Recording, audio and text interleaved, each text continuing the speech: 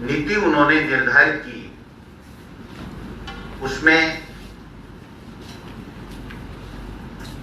जो नीति उन्होंने तय की उसके मुताबिक वैक्सीन लगनी थी और उस नीति का पालन करने के कारण से प्रत्येक राज्यों में थोड़ी बहुत वैक्सीन खराब भी हुई, जिसका उपयोग नहीं हो सका। लेकिन जब दूसरी वेव आई तो जो केंद्र सरकार की जिम्मेदारी थी कि वो निर्माता कंपनियों को और लाइसेंस दे करके, बढ़ा करके या विदेशों से वैक्सीन लेकर के हमारे प्रदेश के और देश के लोगों की जान बचाने के लिए वैक्सीन उपलब्ध करानी थी, वो वैक्सीन उपलब्ध कराने में केंद्र की मोदी सरकार नाकाम रही। और जब 18 से 45 साल वालों के लिए वैक्सीन खोली गई तो न तो 1845 वालों के लिए वैक्सीन उपलब्ध कराई गई और न जो पहले 45 से ऊपर के लोग थे उनके लिए जो वैक्सीन का फर्स्ट डोज लग चुका था उसकी दूसरी डोज लगाने के लिए भी वैक्सीन उपलब्ध नहीं कराई गई। केंद्र की सरकार अपने केंद्र के बजट में 35,000 करोड़ रुपए का बजट प्रावधान रखने के बावजूद जब दूसरी वेव आई और वैक्सीन उपलब्ध कराना उसके लिए मैंडेटरी था, उसकी ड्यूटी में आता था, उन्होंने पूरे देश में हर राज्यों को अपने हाल पे छोड़ दिया, वैक्सीन उपलब्ध नहीं कराई। और यही नहीं, 3 रेट तय कर दी वैक्सीन की, 150 रुपए, 300 प्लस जीएसटी, 400 प्लस जीएसटी। केंद्र लेगा तो 150 लगेंगे, राज्यों को दिया जाएगा तो 350 जीएसटी और 450 जीएसटी। मैं समझता हूं कि वैक्सीन केंद्र सरकार की फ्री में उपलब्ध कराना उनकी ड्यूटी में आता है, वो ड्यूटी उन्होंने नहीं निभाई। जो वैक्सीन के लिए पॉलिसी पहले बनाई वो भी ठीक नहीं थी और दोबारा जब ऑनलाइन इनरोड रजिस्ट्रेशन कराने की जो नीति बनाई उसके कारण से गांव-गांव में झगड़े हुए। कोरोना की जो गाइडलाइन थी जिसके मुताबिक इकट्ठा नहीं होना है, उसके बावजूद लोग झुंड के झुंड आने लग गए। कोरोना में लॉकडाउन की जो पालना होनी चाहिए थी वो पालना भी नहीं हो पाई और गांव-गांव में झगड़े बढ़ गए, जिसके कारण से अब उन्हें उनको वैक्सीन की नीति में परिवर्तन करना पड़ा।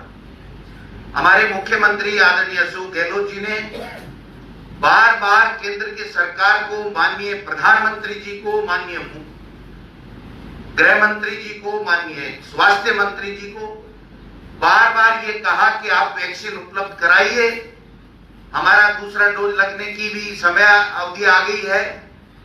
जब आपने 1845 के लिए, 18 वर्ष से 45 के लिए कहा, उसके लिए भी लोगों ने रजिस्ट्रेशन कराया है।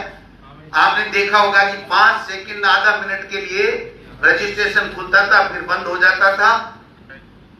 ऐसी स्थिति में लोगों में इतना भय का माहौल बन गया और उस भय के माहौल में जीना पड़ा।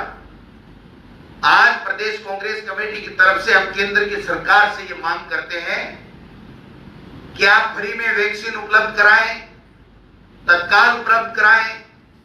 जब हमारे पूर्व प्रधानमंत्री मनमोहन सिंह जी ने और हमारी राष्ट्रीय अध्यक्ष आदरणीय सोनिया गांधी जी ने चिट्ठी लिखी तो देश का प्रधानमंत्री और भारतीय जनता पार्टी का नड्डा साहब अध्यक्ष जी उनकी चिट्ठियों का मजाक उड़ाते हैं। मनमोहन सिंह जी ने यह कहा कि अन्य कंपनियों को आप लाइसेंस क्यों नहीं देते, अनुमति क्यों नहीं देते हमारे देश में, और हमारे देश में बनी हुई, आप बता रहे हैं, खुद प्रधानमंत्री जी पुणे गए थे, तो ये विदेशों से हमको क्यों खरीदनी पड़ रही है हमारे देश में बनी हुई वैक्सीन। और ग्लोबल टेंडर के लिए अनेक राज्यों को जाना पड़ा और हासिल ये हुआ कि ग्लोबल टेंडर के आधार पर आज तक खरीद नहीं हो पाई, क्योंकि न तो वो रेट सही दे रहे हैं, 1000, 1500, 1,500 रुपए की वैक्सीन के मांग रहे हैं। ऐसी स्थिति में उन कंपनियों पे राज्य सरकार कैसे भरोसा करें। कंपनियां एडवांस पेमेंट लेकर के वैक्सीन 12 महीने बाद में, 8 महीने बाद में देने की बात कर रहे हैं, तो कहने का मतलब कि केंद्र सरकार शुरू से लेकर के वैक्सीन फ्री देना हो, चाहे वैक्सीनेशन के लगाने की पॉलिसी हो, चाहे एज का निर्धारण हो, चाहे अब ग्लोबल टेंडर की बात हो, सब में विफल रही है। और हमारे प्रदेश के भाजपा की प्रदेश इकाई, यहां के 25 सांसद, यहां के नेता प्रतिपक्ष, तमाम लोग प्रदेश के लोगों को वैक्सीन लगाने के मुद्दे के ऊपर केंद्र सरकार को समझाने में, उनसे वैक्सीन लेने में नाकाम रहे। 7 साल का जश्न मना रहे हैं। मैं कहता हूं उनको चलू भर पानी में डूब के मर जाना चाहिए। 25 में से 25 सांसद लेने के बावजूद ये लोग बात मोदी के और अमित शाह के सामने मुंह नहीं खोल सके और आज बड़ी बड़ी बातें करने को तैयार हैं कि राज्य की सरकार ये नहीं कर पाई, राज्य की सरकार ये नहीं कर पाई। क्या राजस्थान में वैक्सीन निर्माता कंपनी थी? क्या राजस्थान को आपने वैक्सीन उपलब्ध कराई? क्या राजस्थान पैसे देने को तैयार है? 3000 करोड़, उसके बावजूद भी केंद्र की सरकार सहायता करके हमको वैक्सीन दिलाने में कामयाब रही। ये सारी की सारी चीजें समझनी पड़ेगी। आज 7 साल के शासन के बाद में भी एक सांसद ने जाकर के मोदी जी को और अमित शाह को ये नहीं कह पाए कि हमारे राजस्थान में स्वास्थ्य सेवाओं के लिए ये चीज चाहिए, पानी के लिए पैकेज चाहिए, वैक्सीन उपलब्ध करानी है, अन्य इंफ्रास्ट्रक्चर के लिए पैसा उपलब्ध कराना है।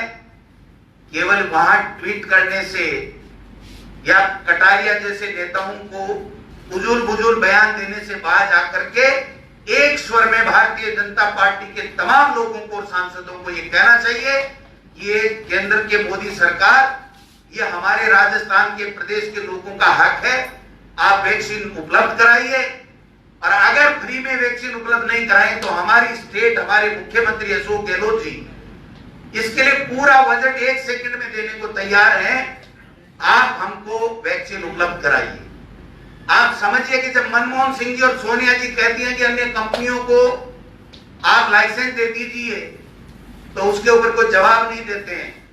इनका मंत्री गडकरी जी कहता है कि अन्य कंपनियों को आप लाइसेंस दे दीजिए, तो जवाब नहीं देते हैं। और दूसरे दिन उसी गडकरी जी से कहलवाते हैं कि हमारी केंद्र की सरकार तो पहले ही निर्णय कर चुकी है।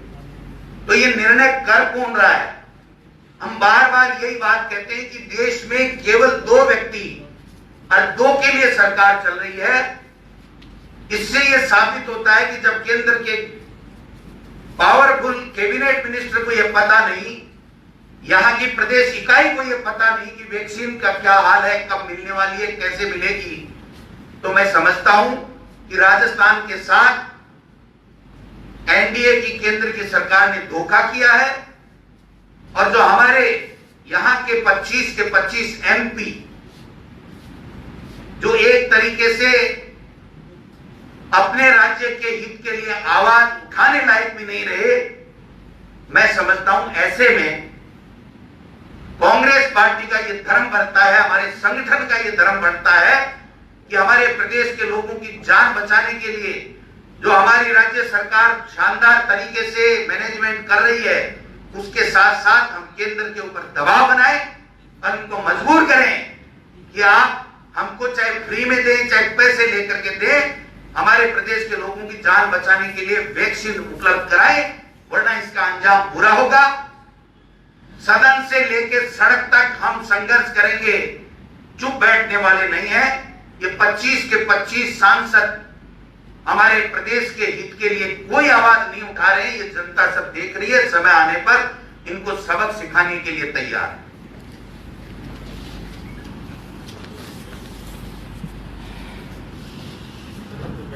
वेस्टेज को लेकर काफी कंट्रोवर्सी हो रही है। एक इन्वेस्टिगेशन भी हुई है जिसमें 8 जिलों के अंदर 25% से ज्यादा वैक्सीन वेस्टेज पाया गया है। सरकार का क्या कहना है? देखिए, जो वैक्सीन लगाने के लिए जो पॉलिसी उन्होंने दी थी वो डिफेक्टिव पॉलिसी शुरुआत से थी, यही मैंने अभी कहा। आप बताइए कि आप केवल इन्हीं लोगों को लगा सकते हो, और उस सेंटर के ऊपर अगर उस वाइल को खोला जाता है जिसमें 100 का पुड़िया है, अगर उसमें वो पात्र लोग 60 आएंगे तो 60 ही लगेगी, 70 आएंगे तो 70 लगेगी। आप जबरदस्ती किसी के लगा नहीं सकते, और दूसरा जो उनका क्राइटेरिया उसके अलावा आप लगा नहीं सकते। तो ऐसे में पूरे देश में वैक्सीन बर्बाद हुई है। हम तो 13वें राज्य हैं, 12 राज्य हमसे और ऊपर है जहां पर वैक्सीन का मैं समझता हूं कि काम में नहीं आई है। आप लोगों को मोटिवेट करने में फेल हुए हैं कि जो 45 प्लस वाले थे, या जो हम मोटिवेट करने में फेल नहीं हुए। अगर मोटिवेट करने में फेल होते तो पूरे देश में राजस्थान नंबर 1 वैक्सीन लगाने में नहीं होता। फेल हुई है मोदी सरकार, उसकी पॉलिसी वैक्सीन देने की, लगाने की। अब 1845 की वैक्सीन की पॉलिसी उन्होंने दी, लोगों के रजिस्ट्रेशन कराने के लिए वो खोल नहीं रहे वेबसाइट, और जब लगा रहे हैं तो उसको वैक्सीन नहीं मिल रही है। और 42 दिन में दूसरा डोज लगना था, 28 दिन में लगना था, उसको बढ़ा करके 8 महीने का कर दिया। फिर नहीं देंगे तो 12 महीने कर देंगे। वैक्सीन वेस्टेज जो हुआ है उसको आप एक्सेप्ट कर रहे हैं? नहीं, वैक्सीन तो निश्चित रूप से वेस्ट हुआ है, पूरे देश में हुआ है, पूरे देश में हुआ है, क्योंकि हमारे देश के वैक्सीन लगाने की जो पॉलिसी है वो केंद्र सरकार की पॉलिसी थी, और जो केंद्र सरकार की पॉलिसी थी उसके